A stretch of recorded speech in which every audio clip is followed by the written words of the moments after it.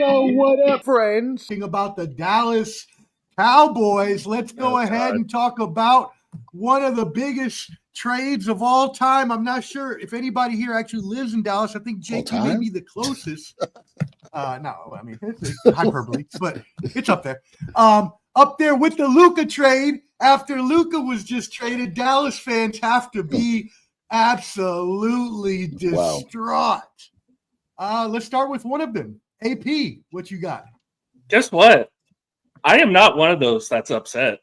I'm okay with this. I am actually very okay with this. Okay, am I upset about how it went down? Yes, because that's Jerry. That's what he does. You know, he's going to drag everything out and he's going to make a show out of it. The trade itself, I'm not upset about because obviously Dallas wasn't going to win with him. You know, they were already projecting they're going to be 8-9, even with Micah on the team. So in Jerry's case, what do you do? Well, if he's not going to want to get paid, if he doesn't want the money you're offering him, trade him out, get somebody that's going to help you stop the run in Kenny Clark, which he's a Pro Bowl defensive tackle. You get 2 first-round picks out of the deal. You know, essentially you kind of get better on defense because pass rushing wasn't their problem in Dallas. It was stopping the run. Everybody was running the ball on us. And most of it was directed at number 11 because he can't stop the run. So, but he does everything else. He does great. Like, what are we talking about right now? Here's the thing, though. Look at the last 3 or 4 teams that won a Super Bowl. Who's their best defensive player? Aaron Donald, defensive tackle. Chris Jones, defensive tackle. Jordan Davis / Jalen Carter, defensive tackle. All these guys are run stoppers. Valid points. They're on valid points. So, yeah, but you're going to ignore everybody else that was like Jalen Ramsey was there, one of the better corners in the league at the time. Hell, Philly's defense loaded. You had, 3 or 4 guys starting to make Pro Bowl or All-Pro? It wasn't just defensive line. Cowboy fans remind me of the guy that got the 6 numbers in a 7-digit phone number of a girl, and they're trying to let me know. No, I'm not saying they're trying to let me know that this Micah trade actually helped me. And I'm not saying we're going to win. But now that y'all have Kenny Clark, are y'all stopping the run now? Or is that what's going to happen? Kenny Clark's 30 years old. Person, right? Alan, come on, man. Let's call a spade, bro. Like I said, we're not winning. I've already said that. We're not winning this year. Right, but Kenny Clark and 2 first-round picks doesn't seem commensurate for the talent Micah Parsons is. Exactly. Well, the Chargers get like 3 for Khalil Mack. It's not as bad, but it kind of reminds me of when you also have to look at when the trade actually took Eagles place. For Brandon Whitney and a 5th-round pick. It's kind of like y'all traded him for a guy that's 30 years old. And I kind of agree with the trade. I don't mind them trading him away. I think they should have got more. I knew Jerry was fed up with his podcast and his antics. Me personally, I wish he didn't move around as much and kind of stayed on a certain side to kind of let him freelance a little bit. He was a lot better. Apparently, there were some times where plays were called and Micah just ignored it. Exactly. It's kind of like Beach could talk about, like LeVar Arrington. When he gives someone too much power on the defense, you got to kind of bring them back in. I think they were past the point of return with Micah, so they had to get rid of him. Well, what keeps him in the NFC is my question.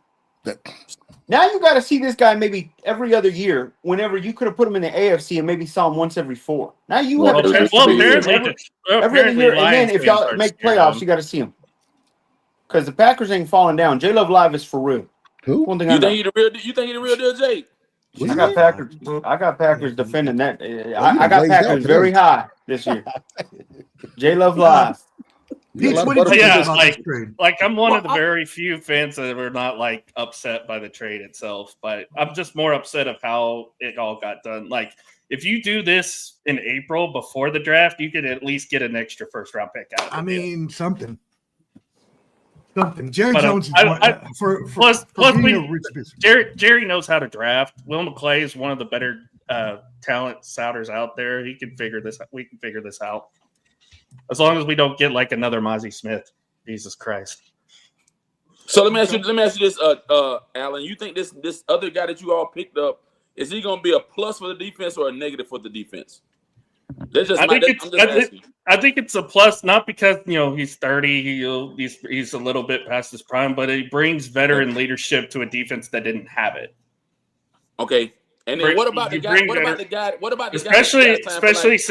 Especially since he's very familiar with OC. He's played with his brother in college, so there's already that connection there. You brought Fowler back from Washington, who's a solid pass rusher.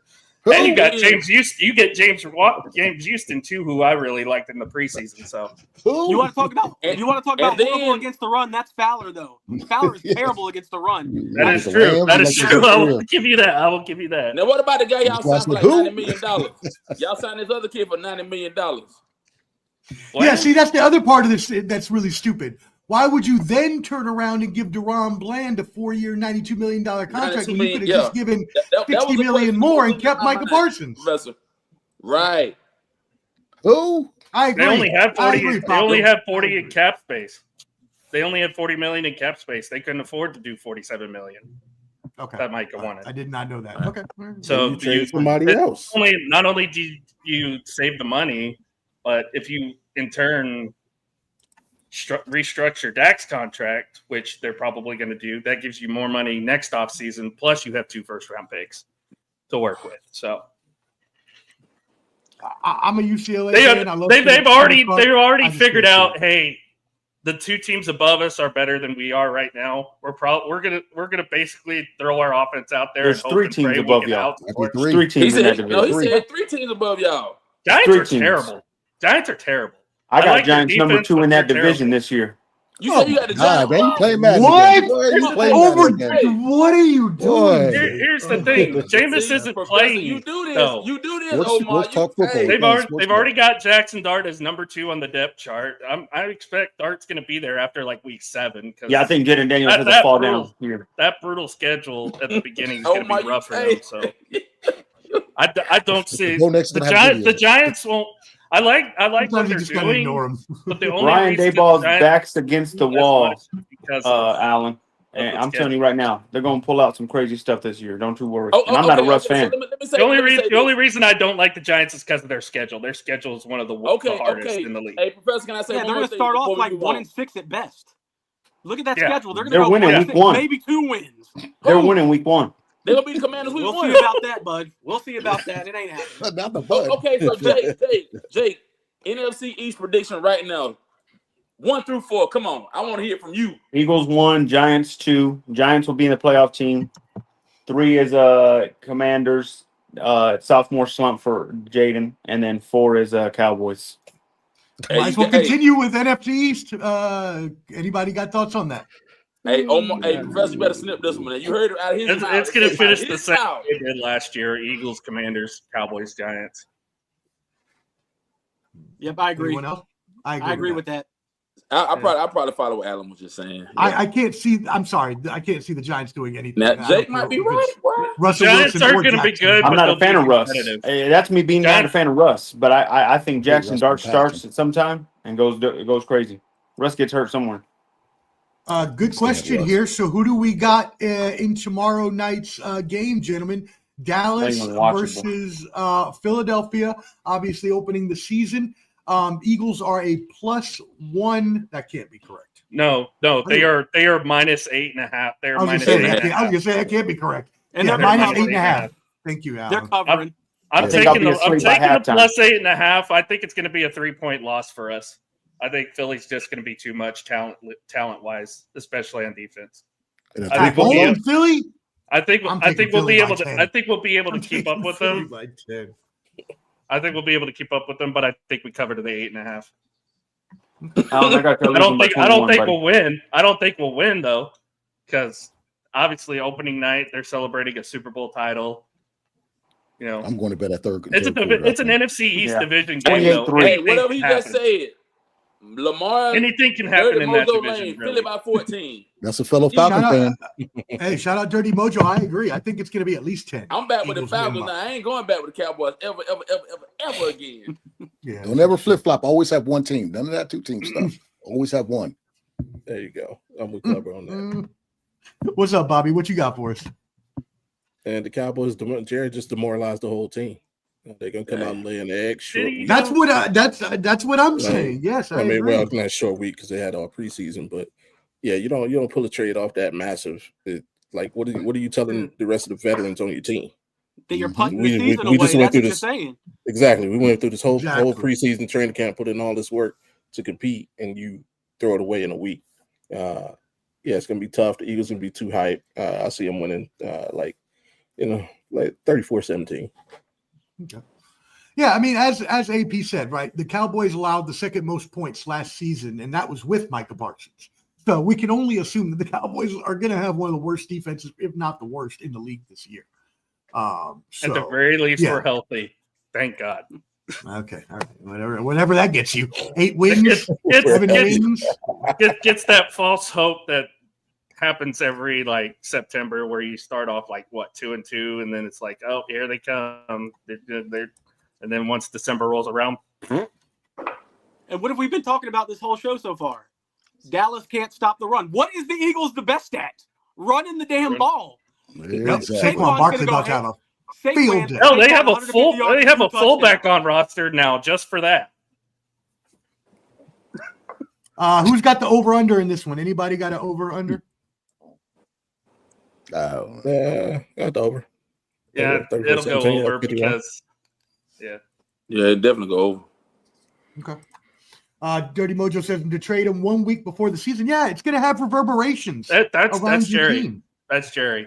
So, well, look, Jerry Jones. A lot of people are on face by it because this is what he did last year. This is what. Well, look, Jerry Jones obviously at one point in time in his life was a smart businessman. You do not become as wealthy as he is without being a smart businessman. But that does not mean he knows how to run a damn NFL franchise. Because if he was a smart businessman, he wouldn't continue waiting month after month, year after year, every summer since Emmett fucking Smith in the 90s and waste extra $1 million fucking dollars all the time. Like as me and Marsh say all the time, I hope he's back there in the back. He's gonna be joining us soon. Today's price is not yesterday's price. Like Correct. These players' contracts are going up millions of dollars every day. Right. You said Poppy Chuniel says Saquon gonna break the single game record. Damn. Heavy on a Poppy, light on the yayo. He might. All right, cool. Well, that was a good discussion on Micah Parsons. Obviously, a pretty crazy trade. We did talk about the NFC East. I think aside from Jake, which was the only ridiculous one, I think the rest of us had a consensus of Philadelphia and DC. Subscribe on YouTube at Ball and Buds for sports and entertainment live streams and videos. Boom.